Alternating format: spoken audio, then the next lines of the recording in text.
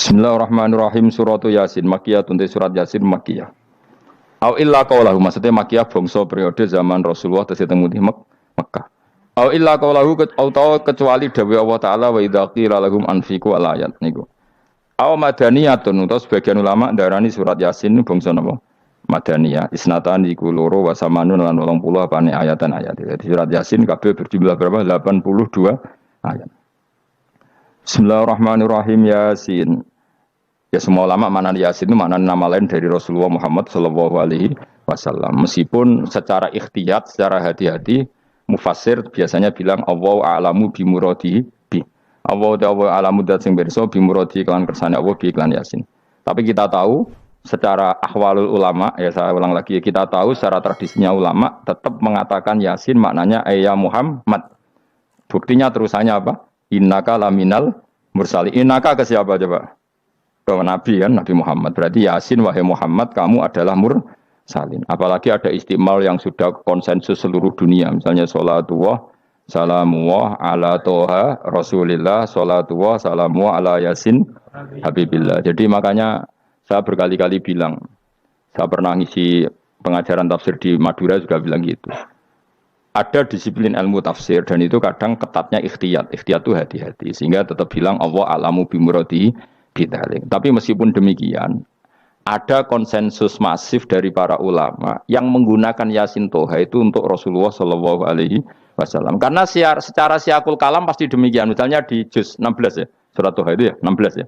Toha, ya Muhammad, ma anzalna alaikal Qur'ana litasqa. Coba kalau Toha ada artinya Muhammad, lalu siapa? Ada kata ma anzalna alaika, apa?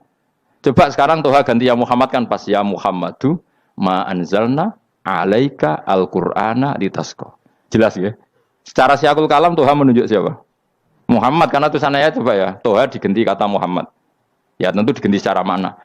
Ya Muhammadu ma anzalna alaika al-Qur'ana litasqa. Yasin juga ganti aja. Ya Muhammad demi Quran yang hakim, innaka ya Muhammad laminal mursalin. Sehingga meskipun mufassir secara disiplin ikhtiyatnya, kehati-hatiannya bilang inna kalaminal apa Allah a'lamu bimuradihi bidzalik, tapi secara ahwalul ulama tetap Toha dan Yasin adalah ismun min asma'i Rasulillah sallallahu alaihi wasallam.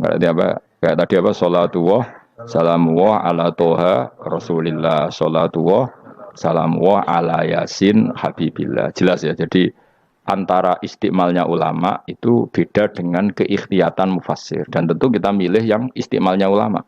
Karena itu lebih gampang supaya kata alaika khitab itu kena apa? Kena mukhatabnya siapa? Terus ketiga kata Ibnu Jarir At-Tabari, enggak mungkin Allah mengkhitabkan sesuatu dengan sesuatu yang enggak bisa dipahami. Karena orang Arab dan zaman itu paham Yasin adalah Rasulullah, Toha adalah Rasulullah, sehingga ada khitab itu.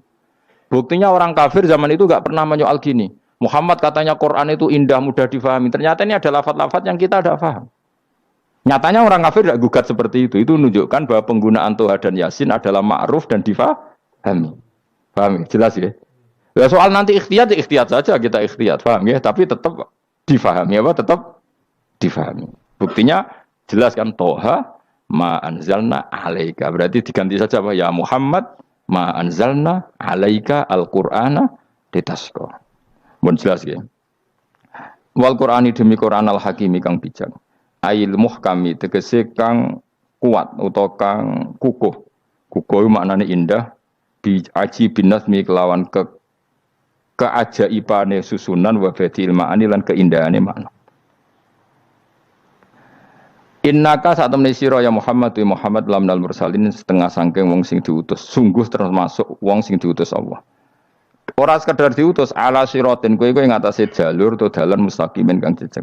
Uti alaikum ta'alikun ta'aluk bima perkara qabla kang sedurunge iki dawuh. Aitorikil anbiya tegese kowe iku sesuai dalane para-para nabi qabla ka sedurunge sira. Maknane torikil anbiya ya tauhid tegese tauhid wal huda lan petunjuk. Wa taqidu tinau kiti bil qasami klan qasam wa ghairi lan liyane qasam ngrad niku nolak liqaulil kufari marang pengucape wong kafir lagu maring nabi wong kafir komentar ning nabi napa lasta mursala Muhammad iku ora rasul. Terus Allah jawab innaka laminal mursalin. Tanzilal azizi kang kowe iku dadi rasul mergo entuk turunan untuk keturunan Quran sing aziz, sing tanzilal aziz. Kang Quran iku dadi sesuatu sing diturunno Allah sing aziz. Fi mulkihi dalam kerajaane wa ar-rahimi kang welas fi khalqihi lan makhluk Allah. Utai lafat tanzil ku khabar mubtada'in khabar mubtada'. Ya karena Imam Suyuti baca tanzilu sehingga dia nerkibnya mubtada'. Tapi kira kita kan baca apa? Tanzila. Makanya saya berkali-kali ngaji itu sama guru. Imam Suyuti dia itu bacanya tanzilu, makanya dia nerkib jadi khobar. Sementara kira kita tanzila, maka kita nerkib jadi maf'ul mutlaq. Paham ya? Makanya kamu enggak usah bingung iki kok jadi khobar padahal macane tanzila. Utawa ora bingung mergo ora paham pilihane loro tok. Ya. Jadi yang jelas Imam Suyuti itu kadung milih rofa, makanya dia nerkib khobar. Paham ya tanzilu, makanya dia nerkib apa? Khobar. Kalau kita baca kan tanzila, maka itu maf'ul mutlak atau nyimpan kata amdahu. Ayil Quran itu kese Quran. Bi khabar mubtada'in muqaddarin. Apa sing kang aran tanzilul aziz ya Quran tentu Quran. Quran tujuane ditung dira supaya ngekeki peringatan sira bil Quran kauman ing kaum muta'alikun bitanzil. Maung dira kang ora dikeki peringatan sapa abahum bapak-bapak wong akeh elam yung daru. Tegese ora dikeki peringatan sapa akeh di zamanil fatra ing dalam zaman fatra. Ya jadi Quran itu gunanya ya membuat logika yang benar supaya orang itu menghindari kesalahan. Jadi menakut-nakuti itu kalau nggak harus tentang neraka, takut dari kesalahan, takut dari kebodohan. Kan kita juga takut kan, punya pemimpin yang salah, takut punya kasus, takut kepleset. Ketakutan tidak harus dari neraka. Makanya saya berkali-kali bilang, saya sering dulu dinasihati Mbah Mun, enak ben alim, ojo sering maca tafsir, mari goblok dari Mbah Mun. Maksudnya mari goblok itu gini, mufassir itu manusia, kadang dia itu satu ayat umum, dia mendiktekan ke satu kasus, padahal kasusnya lebih umum. Makanya berkali-kali sama nani umpama ngene, contohnya ngene, karena nanti itu mengikat. Misalnya gini ya, saya ulang lagi ya, ben gayamu kayak wong alim. Ini kan malam 23, saya itu nggak pernah loh ngitung sengaja, tapi ini malam 23 kita insya Allah nginjak juz berapa? 23. Ini insya Allah barokah sekali. Tapi rasa Arab-Arab Lailatul Qadar biasa wae. Ora kelas e, wis ben sing entuk Lailatul Qadar ben wali-wali wae, kene entuk cipratane wis napa cukup. Lah wong trawe arang-arang ya njaluk. Iya kalau kita mintanya dianggap oh minta, kalau dianggap ngelama. Coba andekan kapasitas Anda itu RT, minta jadi presiden itu ngelama apa doa? Tidak jawab saja. Ngelama. Jatah kamu untuk azab kok njaluk Lailatul Qadar itu ngelama apa Anda? Mestinya njalukmu orang untuk azab wis bagus sih. Paham ya? Banyak ulama diajak istisqa gak mau. Banyak itu ulama. Ayo istisqa kita karena sudah lama gak hujan. Kata ulama tadi, jatah kita ini kena hujan batu dari langit. Gak hujan batu sudah bagus, gak usah minta. Ulama macam-macam. Lah rai-rai ngene iki pantes entuk Lailatul Qadar untuk adab ayo jawab. Ayo. Orang untuk adab wis bagus. Yo dadi dongane ya Allah. Ampun jenengan siksa la tu'a khidna. Latu akhirnya maknanya njuk Lailatul Qadar pun ora disiksa. Ya makam kita itu masih Rabbana la tu'akhidna. Iku supaya gak disiksa innasina waktu kalau kita salah. Kowe kan gak kalau. Wah sudah salah. Jadi donga innasina waktu sange apikane pangeran wae ditambahin kalau kita salah. Kalau kita kan sudah ada kalau lagi sudah. Sudah jelas salah berkali-kali lagi. Mbok wong diisin. Njulak jaruk Lailatul Qadar gak diisin. Tapi ya oleh wong pangeran apian. Pangeran kan tapi misalnya pangeran ora aku luwe apian timbang aku. Dadi sowe disahno permintaan. Tapi gak dikabulno. Mau disahno tapi ora usah apa? Disahno iku iman jalin jan wong goblok piye meneh, macam-macam. Makanya doa paling fair itu ya Rabbana dzalamna anfusana wa lam taghfir lana wa tarhamna lanakunanna. Makom kita itu disepuro pangeran. Sing bener donga wong tarawih-tarawih lho ning Tuban ning Jogja wis bener apa innaka afuwun karim tuhibbul afwa fa'fu anna. Ora ana guru-guru kita donga ya Allah anilna lailatul qadar ya Allah ka ono saraku kiye kita ono ngajarno ngono ya Allah innaka afuwun karim tuhibbul afwa fa'fu anna. Jenengan kandat sing kathah nyepurane lan seneng nyepuro impun jenengan sepuro. Iku wis bagus sudah. Udah bagus. Lailatul Qadar gresuk delok srengenge. Terus delok angin. Angger daerah Gunung Kidul banter terus ana-ana. Mbok wong tahu diri, maksud kula nggih tetep minta Lailatul Qadar tapi tahu tahu diri. Misalnya suwe bar sedekah, puasa bar salat 1000 rakaat, terus utang si sahur, ambek togo-togo sing mbok dolimi jaluki sepuro. Pas kowe tenan mergo ngrasa ora dolim, nduk Lailatul Qadar. Tapi kira ngrasa ora dolim wis ujub sombong. Wong sombong ora berhak meraih. Lah terus piye Gus? Ora piye-piye biasa wae, pokoke biasa wae. Makom kita ora kena adab itu sudah luar biasa. Ora penuh adab piye.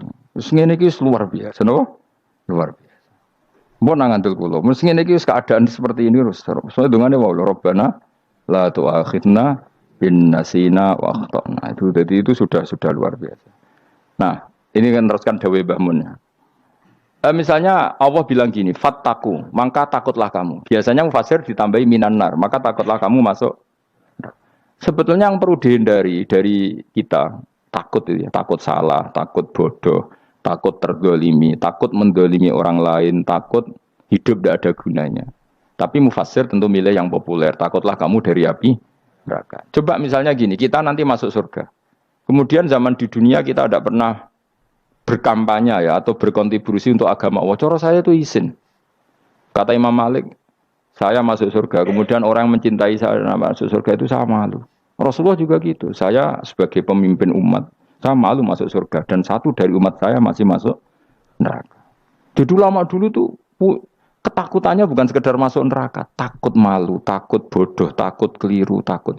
Saya misalnya nanti masuk surga itu malu, andaikan saya tidak pernah ngajar tafsir Jalalain. Malu saya. Karena kalau tanya Allah, hak kenapa pun swarga? Terus dibuat swarga. Tapi kalau pernah baca tafsir jalan kan anak keren nih. Keren artinya saya pernah mengkampanyakan Quran, pernah mengkhidmai Quran, pernah ngitmai kitab engkau ya Allah. Saya pernah ngitmai umatnya Rasulullah, yaitu sampean kabeh. Pernah mulang, pernah sowan. Biasa tiap bulan sowan jenengan gak sopan tapi. Mulane kira sambal sowan rono malah ganggu aneh-aneh. Kadang santri yo pidol, wis diulang cek sowan. Orang tuh kiai kalau sudah di rumah tuh milik keluarga biar fair. Bermulang cek assalamualaikum terus kiai ini kagok keluargane ku kapan? Mbok mikir bocah ora karu-karuan. Jadi seneng yo di ilmoni, napa seneng yo di ilmoni. Saya ulang lagi ya. Nah, kata yang ditafsir itu sering tidak mengikat. Makanya kata Mbah Mun, baca tafsir itu dikurangi. Maksudnya dikurangi itu bukan apa-apa, maksudnya tadi kalimat yang ditafsir itu tidak mengikat. Yang mengikat itu yang kalimat di Quran. Nah, kalimat Quran itu umum, napa? Misalnya gini, Allah lalu gini. I'dilu, kamu harus berbuat adil. Lalu adil itu misalnya mufassir menafsiri, adil itu menyamakan di antara dua orang konflik. Misalnya di MK 01 dan 02 dianggap sama, itu namanya adil. Itu kan dawai mufassir. Atau misalnya gini, Allah bilang gini ke saya, hak kan ada di kiai sing adil. Terus adil ditafsiri orang, adil itu menyamakan sesama murid, haknya sama. Nah, tapi bisa saja adil itu di luar itu semua. Misalnya gini, ternyata adil menurut Allah gini. Adil maknanya seimbang, apa? Adil itu maknanya apa? Seimbang. Lalu keseimbangan seorang hamba adalah dia ingat Allah lebih banyak. Karena ini bandul yang benar-benar nyata. Allah itu nikmatnya nyata. Sehingga ketika saya sebagai orang alim ingat saya alim itu karena Allah, dikasih ilmu Allah, dikasih cerdas Allah, dikasih semuanya dari Allah. Sehingga saya itu tidak merasa kumuluhur pada kalian karena semua ini dari Allah. Kemudian Allah sendiri yang memerintahkan, kamu harus mengajar. Maka saya ada Arab salam template sampeyan, penghormatan sampeyan, apresiasi sampeyan karena saya hubungannya hanya dengan Allah Subhanahu wa Ta'ala. Itu namanya adil, meletakkan sesuatu proporsional. Itu juga adil namanya. Makanya seseorang itu enggak bisa dikatakan abid selagi belum tahu kalau ibadahnya minallah. Jadi misalnya ke ibadah tok. Ternyata kamu yakin itu ibadah kamu, amal kamu itu belum abid. Abid hakikat adalah alhamdulillah alladzi hadana li hada wa ma kunna linahtadiya laula anda tahu. Ketika kita sujud yakin ya Allah alhamdulillah jenengan menakdir saya sujud. Saya salat alhamdulillah engkau menakdir saya salat. Sehingga minallah dulu pikiran itu semua kebesaran kemendahan hari ini minallah dulu. Baru setelah minallah kita yakin billah. Setelah billah juga yakin ilallah. Misalnya gini ilallah itu. Setelah saya ngajar tafsir Jalalain, kepentingan saya satu. Hamba-hambanya Allah menjadi tambah mencintai Allah. Tidak mencintai saya, enggak penting sampean mencintai saya. Makanya Imam Syafi'i tiap ngajar bilang begini. Waditu annal khalqa ta'allamu hadal ilma wala yahmadunani. Saya senang kalau kalian belajar fikih sama saya, tapi kamu tidak usah muji saya. Jadikan fikih ini alat taqarrub kamu kepada Allah. Itu namanya minallah wa ilallah. Itu adil. Tapi adil yang dijelaskan ulama beda-beda tadi. Ada mengatakan adil adalah proporsional antara murid, antara keluarga dan murid. Meskipun kamu senang mulang, jangan merantarkan keluarga, itu tidak adil. Itu kan versi, no? Maksudnya Mbah Mun, kamu jangan terjebak versi-versi dalam tafsir. Paham ya? Karena Allah hanya ngendikan i'dilu wa aqrabu.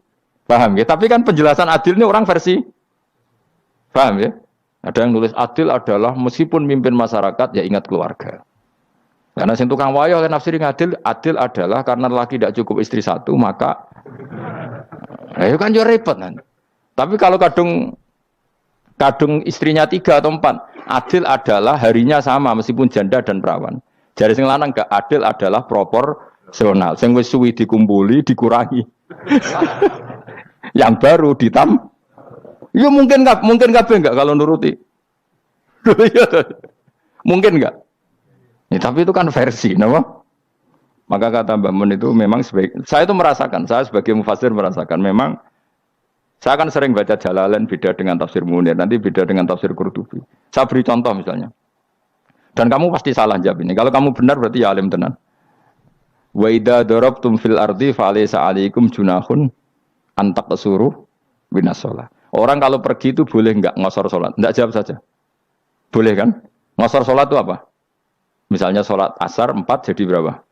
2. Kalau isya jadi 2. Kalau subuh enggak, sudah maju lah. Maghrib? Enggak, kan yang bisa dikosor hanya berapa? Yang rubaiyah, yang apa? Berarti kamu yakin, antak suruh minas sholat artinya 4 jadi 2, yakin? Enggak, jawab saja. Yakin. Nah itu termasuk orang pinter. Ya. Berarti ilmu lagi saktrip. Ya? Sebetulnya kata Imam Qurtubi enggak. Ayat itu kan hanya bilang gini, kalau kamu bepergian, maka kamu boleh menyendak sholat. Qasru itu memotong. Dari aturan yang dulu 4 menjadi 2. Sebetulnya tidak hanya itu tok. Aturan tidak boleh membawa najis menjadi boleh. Aturan harus tumak ninah menjadi tidak harus tumak ninah. Misalnya kamu sholat dalam keadaan perang. Wajib tumak ninah apa boleh sambil lari-lari? Boleh sambil lari-lari. Boleh gak ketika perang kamu sholat sambil menghadap tidak ke kiblat? Boleh. Makanya antak suruh minas sholat maknanya apa? Jika kamu pergi maka dalam konteks itu kan perang ya. Ayat itu memang konteksnya perang. In khiftum ayyaftinakumul ladzina kafar. Jika kamu dalam keadaan perang maka boleh memangkas apa yang pernah wajib dalam aturan sholat. Paham ya? 4 menjadi 2. Keharusan menghadap kiblat menjadi tidak wajib. Membawa najis sholat sah enggak? Enggak kan? Tapi kalau dalam perang kemudian pedang kamu ada najis boleh dibawa enggak? Boleh. Jadi maknanya taksuru a'ammu min ayakuna qasra salat wa a'ammu min ayakuna wajibati salat yang sekarang enggak wajib. Semua itu namanya juga meringkas kewajiban. Berarti nak mana nih? Jika kamu dalam keadaan perang maka boleh memangkas sesuatu yang dulu wajib menjadi tidak wajib, yang dulu haram menjadi boleh. Tapi mufassir mencontohkan qasru salat hanya 4 menjadi 2. Dong ya. Oh ya, nangke alim ngono tenan wis dokter tafsir sah. Engko tak iki sudah dhewe. Tapi ora perlu orang lain ngakui. Jadi itu contoh kecil. Jadi mufassir karena kebetulan dia taunya hanya qasru salat itu 4 jadi 2, dia itu. Padahal di tafsir lain diterangkan qasru itu artinya menyingkat atau mencendak atau memangkas. Dulu wajibnya sholat itu nggak boleh bawa sesuatu yang najis. Tapi kalau sholat dalam keadaan perang dan pedang kamu ada darahnya, boleh nggak dibawa? Boleh. Bahkan Allah menyuruh dibawa. Dan boleh nggak madhep kiblat. Fa in khiftum farijalan auruk banataki fa idza amintum fadhkurullaha kama 'allamakum. Ketika keadaan aman baru sholat sesuai standar. Nah berarti kan ada qasru sholat, ada pemangkasan aturan sholat. Kayak misalnya begini. Dalam keadaan normal, boleh nggak kamu motong pohon pisangnya tetangga tanpa izin? Nggak boleh kan? Tapi misalnya ada banjir bandang, kemudian kamu bisa selamat kalau motong itu. Wajib izin apa malah haram izin? Haram izin, harus kamu langsung potong. Karena kalau tanpa begitu kamu dan yang punya wajib meridhoi. Kalau nggak meridhoi disalahkan syarak malah. Paham ya? Jadi ini penyolongan yang wajib. Tapi tak sebab potong kayak ngelangi kan, terus gedangnya mbok pangan itu berlebihan. Karena Allah memaklumi hanya untuk ngelangi. Jebule wis menisan lah itu di luar izin syariat apa? Di luar izin syariat itu melampaui batas itu. Syaratnya boleh itu ghairu baghiw wala adfamani turra itu darurat syaratnya ghairu baghiw wala dan tidak boleh melebihi batas. Ora ape ngetok gedange jupuk sik sing mateng dipangan terus diketok. Ora oleh. Paham jelas ya. Makanya kalau ngaji tafsir ya saya kan berkali-kali ada makna di tafsir Imam Suyuti saya tambahi umpamanya ini. Maksudnya umpama itu supaya contoh itu tidak mengikat. Jadi yang disebut beliau itu satu dari sekian potensi ribuan contoh. Ya kayak tadi misalnya antak suruh minas sholah. Itu umumnya ulama membayangkan qasrul sholat yang 4 jadi 2. Padahal enggak, maknanya meringkas aturan dari wajib menjadi tidak wajib. Bahkan sebagian aturan itu dikatakan haram, tidak haram. Itu tadi misalnya bawa najis atau teman kamu mau dibaca orang kafir terus kamu bilang, hei hati-hati, itu tidak batal kalau dalam sholat siddatil khauf. Paham ya? Jelas? Semaju lah. Malam terlikur, lelah dulu. Soalnya wis gumun mbek wong-wong itu. Bingung ora ilmune wong-wong. Ma ungzira abahum alam yung daru tegese ora den kei wedi sapa ngangge fi zamanil fatra ing dalam zaman fatra. Ya sama seperti ini. Orang tidak mendapat ingzar itu fi zamanil fatra, zaman enggak ada rasul.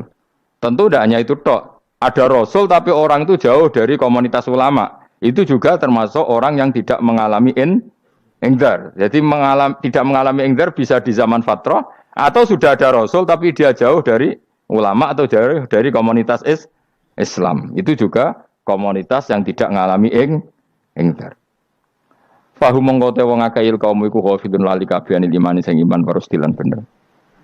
Ya contoh paling gampang itu nak dawuh yai mesti bener itu loh. Kalau kamu ngaji tafsir Jalalain ya yuhan nasu budu rabbakum. An-nasu biasanya ditafsirkan kufaru Mekah, napa? Padahal di situ nas semua manusia apa kafir Mekah? Semua manusia. Cuma konteks dulu karena Nabi orang Mekah dan zaman itu yang diberi peringatan orang Mekah, Imam Suyuti bilang kufaru Mekah. Lah seperti itu kufaru Mekah mengikat apa enggak? Enggak kan? Enggak, karena yang dituruni Quran yo kafatal linnas. Tapi ya Yuhan Nasu di Jalalain sering ditulis apa? Kufaru Mekah. Nah, seperti itu tidak mengikat. Itu contoh saja, Pak. Contoh saja dalam konteks zaman itu. Paham ya? Jadi banyak, makanya tafsir itu enggak ngikat. Ya tapi yang ngomong gitu harus orang alim. Kalau kamu yang ngomong malah kacau. Kemudian ngomong sombong. Maksudnya kan manusia, saya juga manusia. Ngapain saya harus ikut? Ya sarap itu. Ora wis sombong saraf, no? Wis sombong saraf. Lakot hakko teman-teman fahum, lakot hakko teman-teman nyata apa alqaul wa potitah, wajib wajib manane nyata ala aksarihim. Ing atase wake-wake wangke bil adab. Lakot hakko teman-teman dadi nyata apa alqaul wa potitah anane adab. Wajib apa adab ala aksarihim bil adab, fahum mongko te wong akeh la yuminu ora iman sapa ngakeh. Il aksaru tegese ute akeh wong ora iman. Zaman iku Mas. Ya, maksudnya zaman itu, tapi jengben gue buatan ngerti. Tapi yang mungkin batu Isa itu semua orang iman, tapi ya banyak yang setelah iman itu tidak bermanfaat lagi karena wes, napa matahari terbit dari napa barat. Hinala yang fa'u nafsan imanuha lam takun amanat min qabl. Inna saat temen ingsun ujar naga ingsun fi anaqihim. Ing dalam gulu-gulune wong akeh tak gawe aghlalan ing belenggu. Bi ayu dhamma kamran bi antu dhamma kamran ento dewi kumpulno ilaha maring anak apa alai di tangan. Di anal gila karena saat menegil iku yajma'u iso ngumpulno apa gil al yada ing tangan kal unuk maring geger maring napa gulu-guri lho jenenge unuk. Wong Arab nak darani kene iku unuk, nak darani kene iku nakher. Ya jare wong Arab, ya kene iki unuk, kene iki nakher. Lah gulun ngeten tangan didakok teng napa? Napa? Gulu. Napa jenenge jidok niku jidokne. Jenenge guri-guri. Fa ya mengkote tangan ilaiti kumas muatun ting kumpulno ilal atqoni maring dagu, ini gitu jenis dagu. Jam udhakonin, waya mustama'ul lahyan. Kumpulnya 2 dagu atau 2 wang. Nah, cumanan. Fahum mongkota wong akeh mukmahuna iku dadi bunder sapa wong akeh. Manane rafiuna ngangkat wong akeh ruusau ing sirahe wong akeh. Lastatiuna ora iso mampu sapa wong akeh khodaha ing ngendekno ruus. Menawa Imam Suyuti wa ta iki mutamsilun mu bayangan, mutamsil gambaran. Mulane kula gumun be ulama riyen. Tak contohno ya, nak ulama dhisik ku top. Wong dhisik nak darani bun neraka digludungno. Wong kafir sampeyan digludungno ning neraka. Iku yo pancen ngalim tenan ngomong dhisik. Mergo gambarane ngene, ora usah mbok praktekno sampean, praktekno saiki wae. Nak praktekno sampean kowe sampean mlebu neraka. Dadi ngeten wong nak lungguh ngene, wong Arab nak darani iki ason-ason. Terus ngeten. Ngeten niki kan niki jenenge apa? Dengkul. Dengkul itu kena dagu, terus tangan kena jidok. Dadi ngeten. Jadi wong wis dalam keadaan bunder. Paham ya? Lah malane malaikat karek nyaduk terus gludung-gludung ngono. Paham ya? Jadi mergo yo napa? Dengkul nempel dagu, paham ya? Tangan nempel jidok, terus ditaleni. Paham ya? Terus ya karek gludung dong, malane wong kuno nak dene bun neraka iku. Oke bayangno saiki sok ben ra usah, gak usah mlebu maksudnya, paham ya? Mulane ape mlayu ora iso, wis posisi ngono, paham ya? Sebenarnya rasa delok, maksudnya itu praktekno saiki. Menang delok. Lah dawuh Imam Suyuti wal muradu te kang den kersakno iku annahum sak temne wong akeh la anu nek ora tunduk sapa ngakeh lil imani maring iman. Wala faduna nek ora tunduk sapa ngakeh ora ndilukno ru'usahum ing sira wong akeh lahu krana iman. Iki tapi dawuh Imam Suyuti. Tentu tidak semua ulama sependapat. Jadi cara Imam Suyuti semua yang dikatakan Quran ini mau tamsil. Artinya mereka tidak tunduk, maknanya tidak menerima iman. Ya, tapi itu cara Imam Suyuti. Ulama lain yang mengatakan tidak. Memang orang kafir ketika masuk neraka dalam keadaan seperti itu dan digeludung. Ya tidak apa-apa sama-sama benar. Ya sama-sama benar karena ya Quran itu milik bareng, ya. Milik bersama. Jadi apa ya? Kan banyak kalimat kayak tadi mengkosor solat, meringkas solat. 4 jadi 2 yang meringkas, paham ya? Dari aturan ketat menjadi agak longgar juga meringkas. Jadi semuanya namanya memotong apa? Memotong dari 4 menjadi 2 yang memotong, paham ya? Dari aturan wajib menjadi tidak wajib juga memotong. Nah, itu kan sama-sama benar. Lihat nanti konteksnya. Waja'alna lan gawe sapa ingsun mimpeni aitim saking ngarepe wong akeh sadan ing tutup. Min khalfim saking gurine wong akeh sadan ing tutup. Fathisin sadan wa dhammiha lan dhamai sin sudan fil maudhi'in ing panggonan loro. Fa akhsena mongko ngekeki gelap ingsun ing wong akeh fa mongko te wong akeh laib sirun rane ngali sapa wong akeh. Tamsilun iki contone aidon disat diturukil iman maring ketutupe dalan iman alih ngatasi kufar. Nak cara maksudi kabeh iki mau tamsil. Dadi ngene. Dari depan kami kasih tutup, dari belakang kami kasih tutup, kemudian mereka saya kasih kegelapan, maka mereka tidak tahu. Mananya apa? Dari arah depan yang mereka enggak ngerti pentingnya iman, dari arah belakang yang mereka tidak ngerti pentingnya iman, maka mereka buta, artinya tidak iman. Itu dari Imam Suyuti. Tamsilun aidoni hanya perumpamaan lisat diturukil iman, yaitu tertutupnya jalan-jalan iman. Tapi ulama lain mengatakan ya enggak, memang pernah ada peristiwa di mana orang kafir ngepung Rasulullah, dan mereka dari depan matanya dihalangi, dari belakang dihalangi, sehingga ketika Rasulullah keluar, mereka tidak melihat. Itu ya nyata. Ya, jadi makanya ngaji. Ya. Jadi ben keren. Oh ini ada sekian tafsir. Terus gue ngomong kan kayak wong alim keren. Nah takoi kata siapa? Ono rekamane. Tapi yang orang ngaji dewe. Nah takoi kata siapa? Ada rekamannya. Lah anak aku takut ada kata siapa Gus tak dudono kitabe. Lah anak gue dudono rekaman. Iku apik zaman akhir ngono wis maju. Sok sing rido Kang. Enak kok Kang dadi orang alim gue enak. Nanti itu dadi wong alim ya rugi. Tadi nanti kan gitu. Syekh Abdul Qadir masuk surga. Entah ini gelombang kedua dan para penggemarnya. Jadi akhirnya sing alim tenan yang mlebu swarga, sing kedua dan para penggemarnya. Iku ora usah alim Kang, cukup penggemar. Tidak usah ben ya rugi kan. Gus Pak masuk swarga kedua dan para penggemar. Waduh. Terus jebule padha ae. Iku saking rahmane Allah. Kenapa? Kan masyhur itu hadis itu. Rasulullah itu ada sahabat nangis, enggak bisa tidur nangis. Berhari-hari enggak bisa tidur nangis. Hanya karena ingin punya satu pertanyaan. Lama-lama ketemu Nabi, ya Rasulullah saya sudah berhari-hari enggak bisa tidur, ingin menanyakan ini tapi tidak berani. Coba kamu tanya saja. Ya Rasulullah, saya ini kalau mati, engkau kan suatu saat dipanggil Allah, saya tidak ketemu engkau. Makanya mumpung sekarang saya tak melihat wajah engkau sekuat-kuatnya, sepuas-puasnya. Karena Nabi ya. Terus, kenapa? Ya kalau engkau di surga, saya di neraka kan enggak ketemu lagi. Atau kalaupun engkau di surga kan kelasnya beda, kan enggak ketemu lagi. Jadi kemungkinan dua-duanya itu enggak ketemu. Karena tadi bisa saja, ya artinya Nabi karuan di surga, saya di neraka enggak ketemu. Atau engkau di surga, saya di surga pun beda kelas, ya enggak ketemu. Kata Nabi, tidak begitu aturan mainnya. Almaru ma'aman ahabba. Orang itu sesuai yang Ya dia orang bersama orang yang dicintai. Jadi ya saya harus ikhlas kalau kamu saingi nanti. Ya sis takdir no. Takdir. Wasawanan iku padha uga alih ngatasi wong akeh angger tau te ngekek peringatan sira gumeng wong akeh bitahqiqil hamzatin angger ta. Wa ibdali saniyati alifan angger ta humata sili ala nasil hamzah wa itu khali alifan wa pun alif bin musahalan dan hamzah sing ditasil wa ukhra lan ya wa tarki lan tinggal itu khol. Amlam tungzirhum wong ra wis bakat kafir mbok elingno cek ra mbok elingno tetep la yu'minun ora gelem iman. Lah sing iman iku sapa inamatung diru ang mestine ngelingno sira. Maksude yan fa'u tegese manfaat apa ing daruka peringatan sira. Peringatan nemu manfaat man ing wong itaba kang anut sapa man adzikra ing Quran tegese Quran.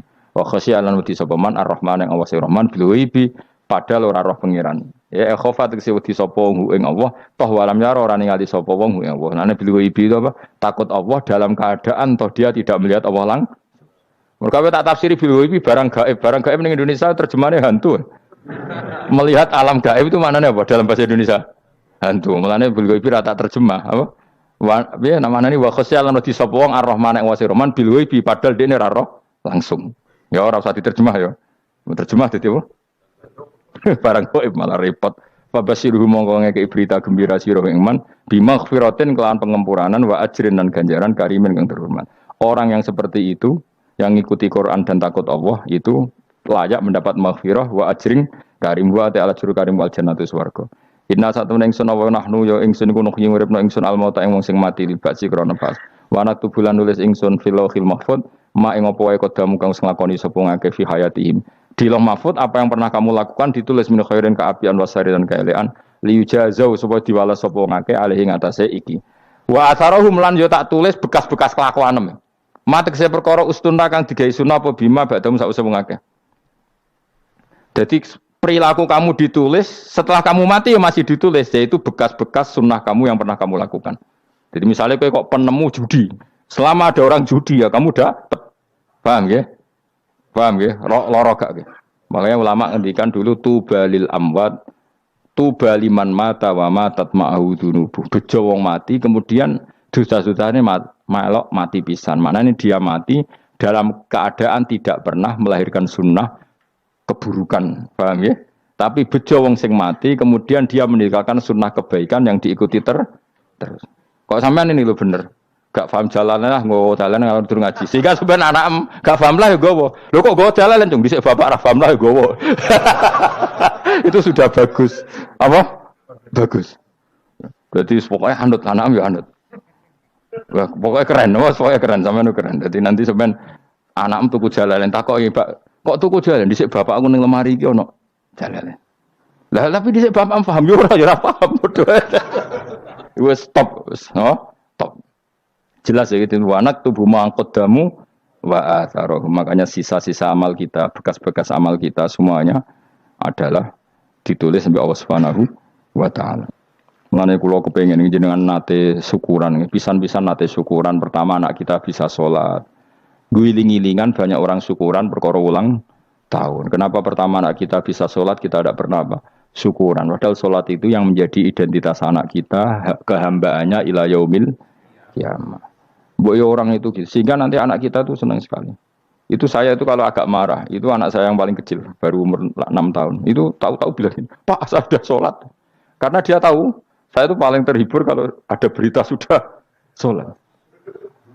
Jadi itu penting supaya orang itu tahu orientasinya bapak itu sholat. Jadi jangan sampai terus anak kita kalau ulang tahun syukuran, tapi pas sholat kita dingin-dingin saja. Lama-lama anak kita berperasaan sholat itu tidak penting. Buktinya apresiasi bapak biasa saja. Itu contoh kecil. Sehingga nanti tertanam, anak kamu tertanam, nanti cucu kamu tertanam. Jadi itu namanya asar apa? Asar. Jadi harus seperti itu. Jadi ya itu namanya asar. Makanya Nabi Ibrahim nggak berani minta uang sama Allah. Minta rezeki gak berani. Tapi kalau dia menyebut sholat dulu baru berani. Rabbana liyuqimus sholat faj'al afidatam minan nas tahwi ilaihim warzuqhum. Kata Ibrahim, supaya mereka kuat sholat ya Allah. Enggak apa-apa kamu kasih makan. Supaya kuat sholat. Karena kalau Nabi Ibrahim hanya berdoa, ya Allah kasih mereka makan. Nah di zina, gue demenan, gue judi. Nabi Ibrahim melok dosa. Makanya dimulai Rabbana liyuqimus sholat. Supaya mereka kuat sholat ya Allah. Enggak apa-apa mereka kasih makan. Tadi supaya ini sholat jadi pokok. Kenapa kita makan? Supaya kuat sholat. Andai kan Ibrahim hanya berdoa supaya kasih makan mereka. Kemudian kekuatan itu dipakai maksiat. Ibrahim kan ikut dosa. Itu sirinya kenapa doanya Robbana liyuqimus sholat ya. Jadi kata liyuqimus sholat didahulukan apa? Supaya mereka kuat sholat. Maka kasihlah makan, kasihlah rezeki. Jadi supaya sholat jadi pusat orientasi. Itu harus dilatih. Ya tentu kamu ngelatihnya ya sidik-sidik. Wong anake sapa kan gitu, tapi ini kan cerita aja. Maksudnya orangnya biasa wae, maksudnya biasa wae. Maksudnya iku mau cerita. Kowe gelo ya monggo. Terus mutung ra ngaji ya monggo, gampang. Kowe ra ngaji, aku golek murid kok kowe gampang. Kowe golek guru koyo aku kangelan. Ya maksudnya sing gelem ngalah teko ini kan. Oh, liane larang nyewane. Wa asarohum lan bekas-bekasnya mereka. Makanya ketika Ahmad bin Hambal itu ahli hadis karena selagi riwayatnya dia dipakai orang tahu Rasulullah itu karena ahli hadis. Bener yang paling hebat tentu qala Rasulullah. Tapi apa artinya qala Rasulullah kalau enggak diriwayatkan ulama dari ulama sampai kita. Tapi apa artinya sampai kita nak gak ono sing ngalahi maca ngene iki. Mburohno maca ngene. Paham nggih? Ayo jajal ke tuku kitab Musnad Ahmad. Nak ra roh gubedi larang ngono tok. Mergo ora ono sing maca ora roh isine, paling kenangane apa? Gudi larang. Tapi baru kayak nasi mojo kemudian bisa. Ini juga asar. Sebenarnya kalau oleh niru, aku semati ngorek jalan. Oleh niru. Tapi aja niru sesate. Ngonang jadi rakaru-karuan. Jadi Imam Suyuti loh. Tafsirku udah di ngono. Udah dirusak kabeh. Wa atharahum mastun nabihi ba'dahu. Kalau suwun nggih dilatih kalau anak-anak sampean mulai bisa sholat, tunjukkan kalau Anda senang lewat syukuran atau lewat apa. Ya harus besar-besaran. Tunjukkan kalau kamu mengapresiasi secara senang karena itu identitas kita. Apa identitas kita? Wa kullu shay'in ing saben-saben perkara. Nasobahu bi fi'lin fasir utawa nasbuhu ta nasabe lafat kullu shay'in bi fi'lin lan fi'il yufasir. Nasbuhu ta nasabe lafat kullu shay'in bi fi'lin lan fi'il yufasiru kang nafsiri ing fi'il apa dawuh ahsainahu. Ahsayna kullu shay'in ahsayna. Berarti namanya ini wa kullu shay'in lan ngitung ing saben-saben perkara. Wa kulasain lan ingsun ngitung ing saben-saben perkara. Maknane ahsana tegese ngitung ingsun ing sa. Ndobat nau tegese ngitung ingsun ing sa fi imamin ing dalam catatan utawa ing dalam kitab induk. Imam ku maknane kitab induk mubinin kang jelas. Kitab tegese kitab bayin kang jelas. Wa al kitabul bayin iku Allahul mahfuz.